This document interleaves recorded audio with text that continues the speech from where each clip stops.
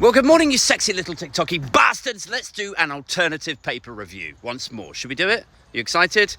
Me too.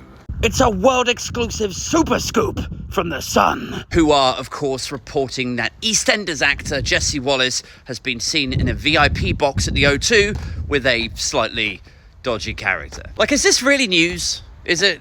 Does this feel like a page one splash these days? Like, Jessie Wallace has been in trouble so many times. Like, even the first time round when she was on EastEnders, I think when she got that role, her boyfriend was some sort of like Spain-based ex-criminal, and then she got arrested for drink driving. She got suspended by the BBC for some sort of incident on set. She was arrested and cautioned again last year for punching a policeman or something. Honestly, like, finding out that she's hanging out socialising with some career criminal is the least page one splash thing ever. Like, she always strikes me as the sort of person who thinks she's living in a Craze movie, but to the rest of us, we're like, yeah, do you want to, like, sort yourself out a bit? The Telegraph, meanwhile, lead on Musk tells Sunak AI will end work. This is, of course, Elon Musk tapping into the idea that automation, robots, artificial intelligence will render a huge chunk of the population redundant soon. Meanwhile, Sunak is keen to stress that AI should be seen as an enhancer, as a co-pilot. Personally, I'm like, why does it have to be one or the other? You know, why can't it be both? Like, I'm a programmer.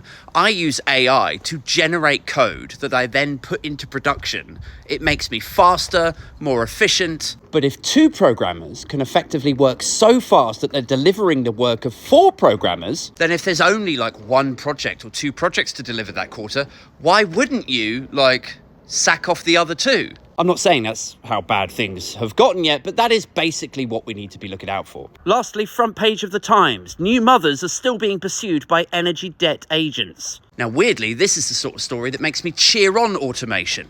Because if you had a robot debt collector come up to your door, you could just open it and pour a saucepan of cold water over it.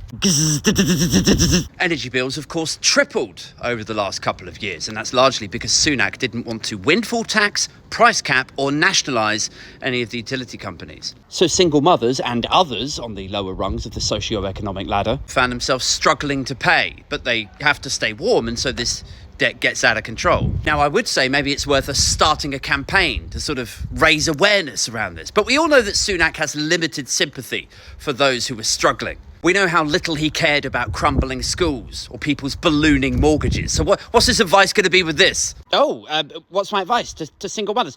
Hold your nerve until the feeling comes back.